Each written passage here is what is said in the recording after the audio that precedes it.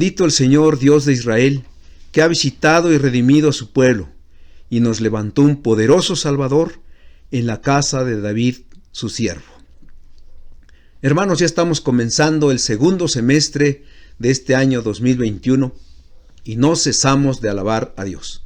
Hoy 4 de julio nos conectamos con ustedes para alabar a Dios y darle gracias por todo lo que hace en medio de nosotros. Cantemos al Señor el himno número 2, a Dios sea la gloria.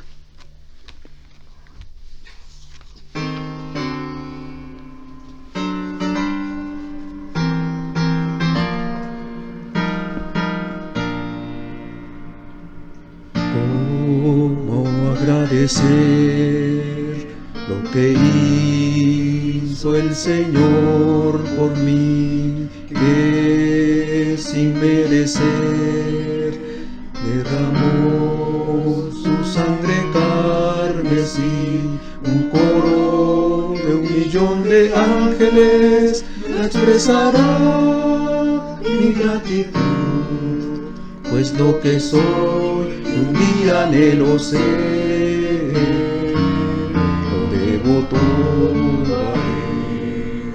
A Dios sea la gloria, a Dios sea la gloria, a Dios sea la gloria por lo que hizo por mí. Con su sangre me ha salvado, su poder me ha sanado. A Dios sea la gloria por lo que hizo por mí. Quiero vivir una vida que sea agradable solo a Él, y si ganare alguna fama, toda al Calvario la llevaré. Con su sangre me ha salvado, su poder me ha sanado. A Dios sea la gloria por lo que hizo por mí. La palabra del Señor en Hechos capítulo 4 versículos 23 al 31 dicen de la siguiente manera: Y puestos en libertad vinieron a los suyos y contaron todo lo que los principales sacerdotes y los ancianos les habían dicho. Y ellos, habiéndolo oído, alzaron unánimes la voz a Dios y dijeron: Soberano Señor, tú eres el Dios que hiciste el cielo y la tierra, el mar y todo lo que en ellos hay. Que por boca de David tu siervo dijiste: ¿Por qué se amotinan las gentes y los pueblos piensan cosas vanas? Se reunieron los reyes de la tierra y los príncipes se juntaron en uno contra el Señor y contra Cristo. Porque verdaderamente se unieron en esta ciudad contra tu santo Hijo Jesús, a quien ungiste, Herodes y Poncio Pilato, con los gentiles y el pueblo de Israel, para hacer cuanto tu mano y tu consejo habían antes determinado que sucediera. Y ahora, Señor, mira sus amenazas y concede a tus siervos que con todo denuedo hablen tu palabra, mientras extiendes tu mano para que se hagan sanidades y señales y prodigios mediante el nombre de tu santo Hijo Jesús. Cuando hubieron orado, el lugar en que estaban congregados tembló y todos fueron llenos del Espíritu Santo y hablaban con denuedo la palabra de Dios. Himno 513.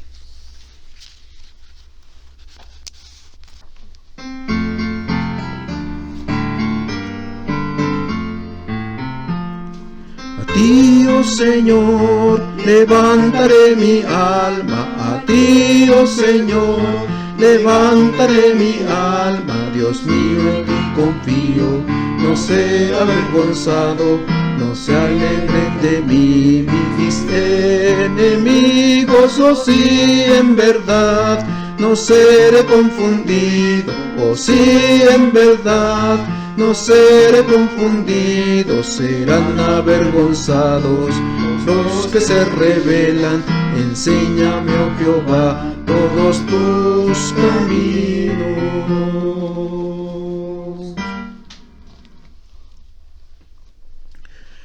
Una vez que el Señor Jesucristo ascendió a los cielos, sus apóstoles y aquellos que se añadían cada día a la primera iglesia cristiana comenzaron a hacer uso de los medios de gracia que Él les dejó para su crecimiento, aún en medio de las oposiciones por los religiosos de Jerusalén. La oración fue un arma poderosa que los llevó a hacer frente a sus enemigos y donde vieron la manifestación de Cristo que los dirigió en sus diferentes peticiones. Por ejemplo, dice Lucas en su libro que los 11 apóstoles y algunas mujeres, la madre y las hermanas de Jesús, estaban en el aposento alto y perseveraban unánimes en oración y ruego. Capítulo 1, 13 y 14. Más adelante dice que oraron al Señor para la elección del sucesor de Judas Iscariote, cayendo la suerte sobre Matías. Hechos 1, 24 al 26. Cuando el Espíritu Santo descendió en el día de Pentecostés, dice que estaban todos unánimes juntos. Pienso en oración, capítulo 2, versículo 1.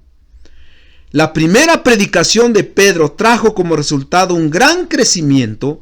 Se añadieron como 3,000 personas. Esta iglesia perseveraba en la doctrina de los apóstoles, en la comunión unos con otros, en el partimiento del pan y en las oraciones. Hechos 2:42.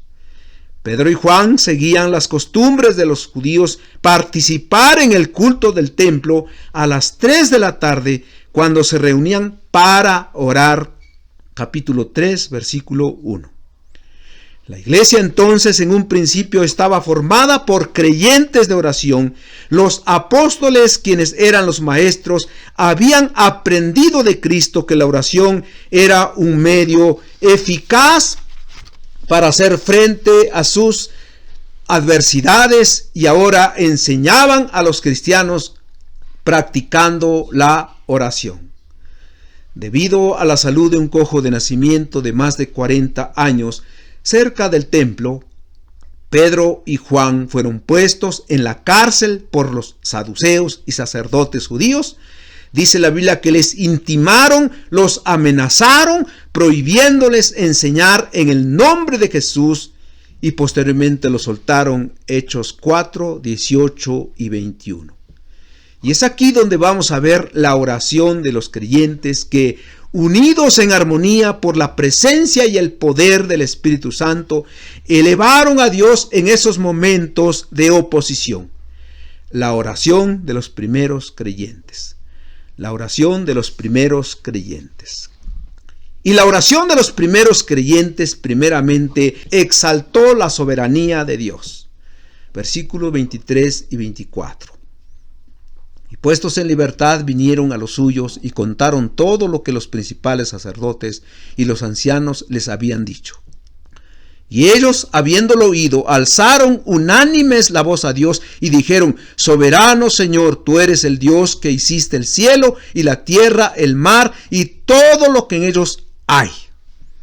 Fue la respuesta de la comunidad de creyentes al favor de Dios, por cuanto los religiosos dejaron en libertad a Pedro y a Juan cuando contaron su experiencia con los principales sacerdotes y los ancianos.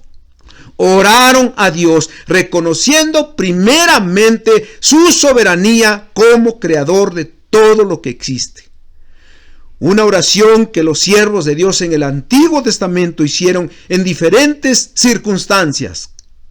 David oró a Dios en gratitud cuando el pueblo se comprometió con sus bienes y esfuerzos para la construcción del templo de Jerusalén, diciendo: Bendito seas, oh Jehová Dios de Israel, nuestro Padre, desde el siglo y hasta el siglo. Tuya es, oh Jehová, la magnificencia y el poder, la gloria, la victoria y el honor, porque todas las cosas que están en los cielos y en la tierra son tuyas. Tuyo, oh Jehová, es el reino, y tú eres excelso sobre todos. En tu mano está la fuerza y el poder, y en tu mano el hacer grande y el dar poder a todos. Primero de Crónicas 29, 10 al 12.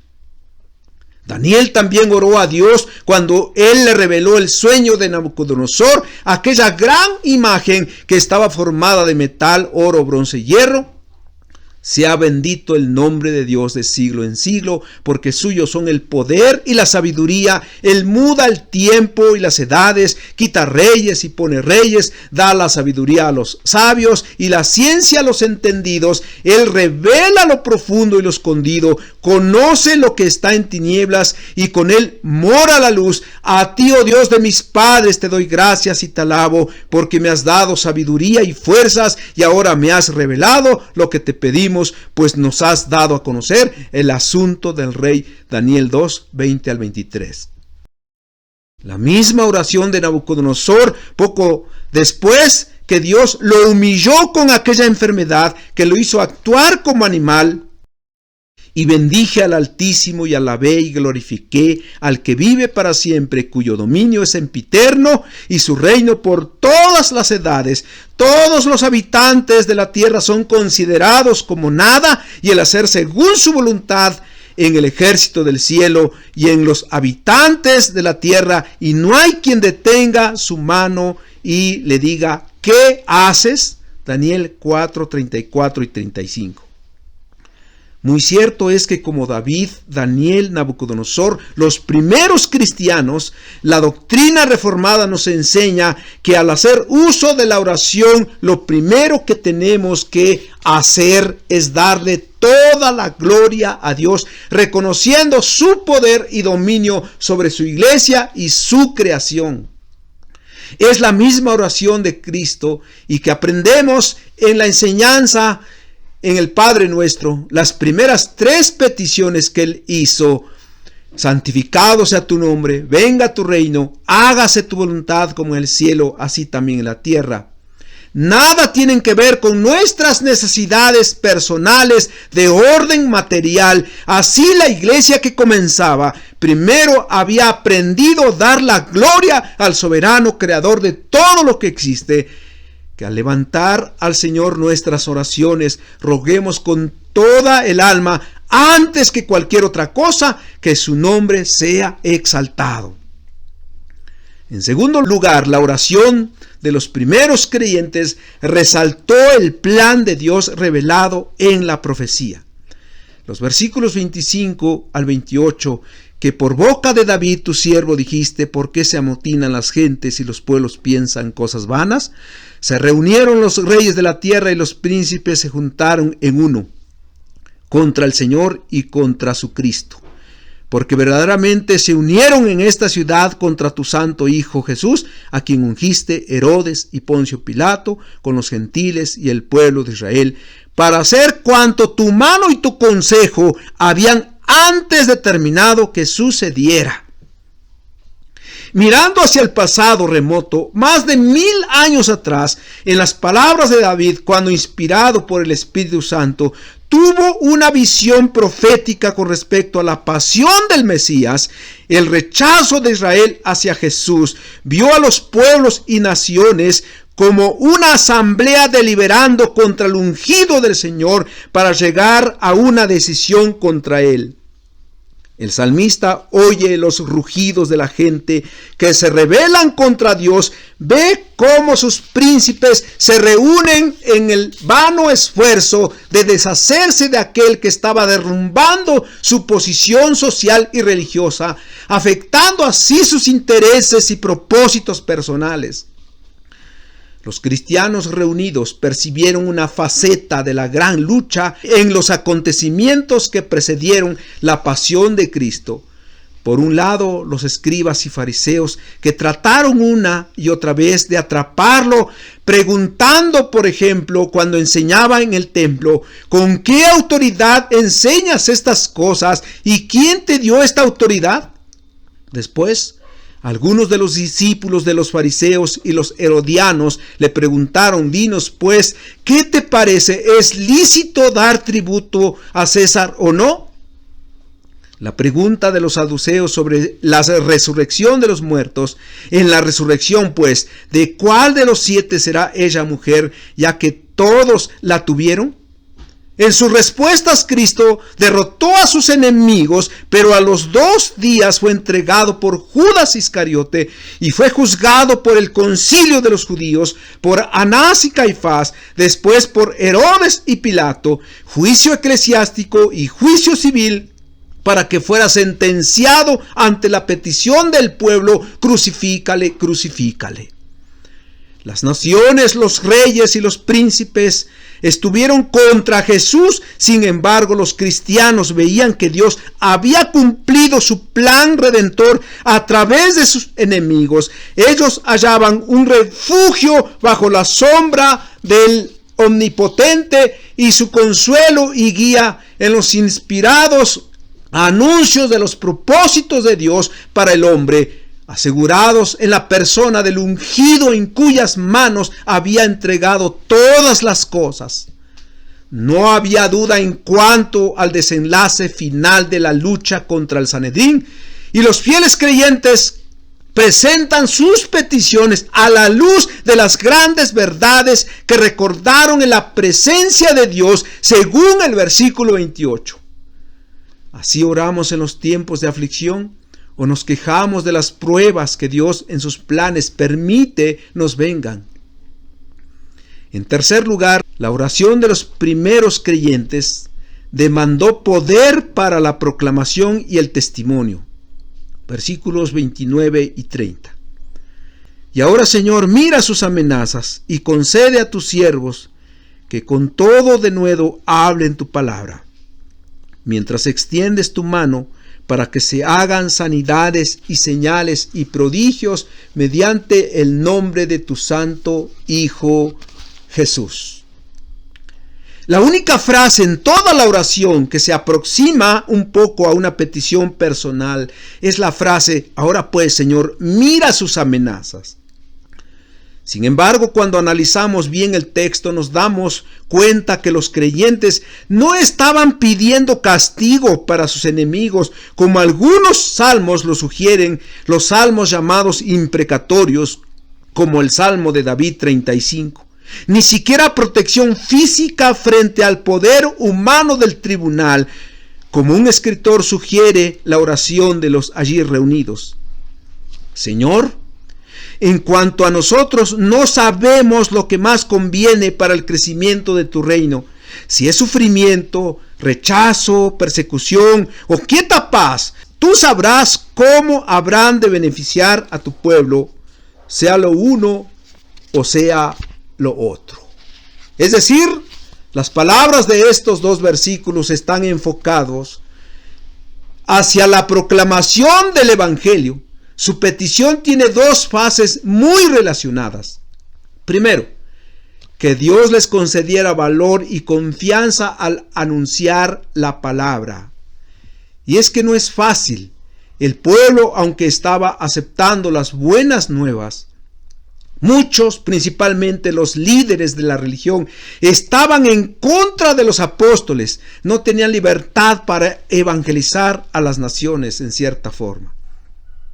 En nuestro país tenemos libertad, salvo algunos lugares remotos, y no lo hacemos.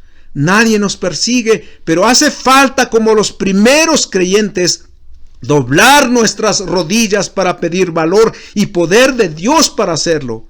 Segundo, los creyentes también pedían las credenciales de señales y prodigios de la mano de Dios, que probasen que oraban en el nombre de Jesús, según el versículo 30. Ya habían visto los milagros que Dios hacía a través de ellos. En el capítulo 2, versículo 43 leemos: y sobrevino temor a toda persona, y muchas maravillas y señales eran hechas por los apóstoles. Ya habían sido testigos del poder de Dios en los enfermos y necesitados. Ahora que muchos más se habían agregado a la iglesia, pidieron a Dios se siguiera manifestando con señales y prodigios. Y en los siguientes capítulos nos damos cuenta que Él les concedió sus peticiones. Como Jesús en sus momentos de agonía en el huerto del Getsemaní, fue a su Padre en oración para encontrar fortaleza. Así los primeros creyentes oraron para encontrar consuelo y fuerzas en esos momentos cuando había oposición de los religiosos judíos. Es la enseñanza que encontramos para hacer uso de la oración en medio de nuestras flaquezas. Y si bien no hay persecución contra la iglesia del Señor como entonces, hay fuerzas externas que tratan de impedirnos tener verdadera comunión con nuestro Padre Dios. Las enseñanzas del mundo que son atractivas, el placer en las cosas temporales, la misma familia que no conoce al Señor, son piedra de tropiezo. Las enfermedades que debilitan nuestro cuerpo y el alma para seguir fieles y seguros en Dios, los comentarios nada gratos de los mismos creyentes débiles e inseguros. Es entonces cuando debemos orar al Señor en humildad, reconociendo su señorío, teniendo presente que Él tiene un plan para nosotros que lleva a cabo y demandando poder para proclamar su palabra. Que así lo hagamos. Cantemos el himno 521. Oh Señor, de mañana oirás. 521.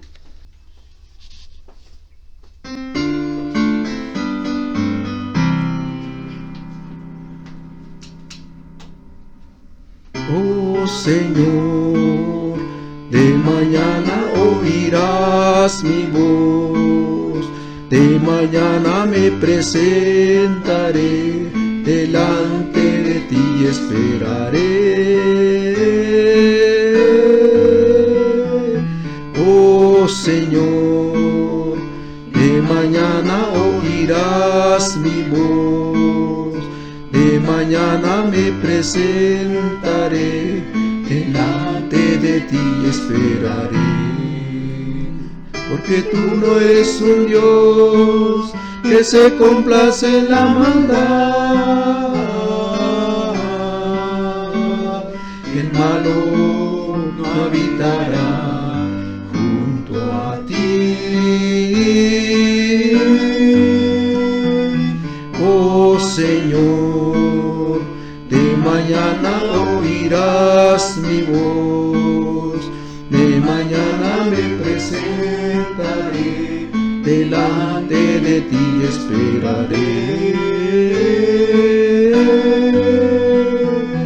Oh Señor, de mañana oirás mi voz, de mañana me presentaré, delante de ti esperaré.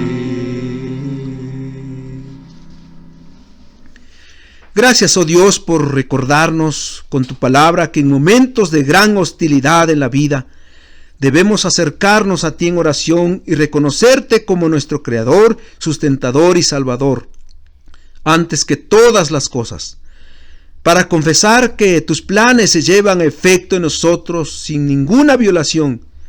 Danos también fuerzas para que en tiempos de prueba proclamemos tu evangelio como tu iglesia lo hizo en un principio.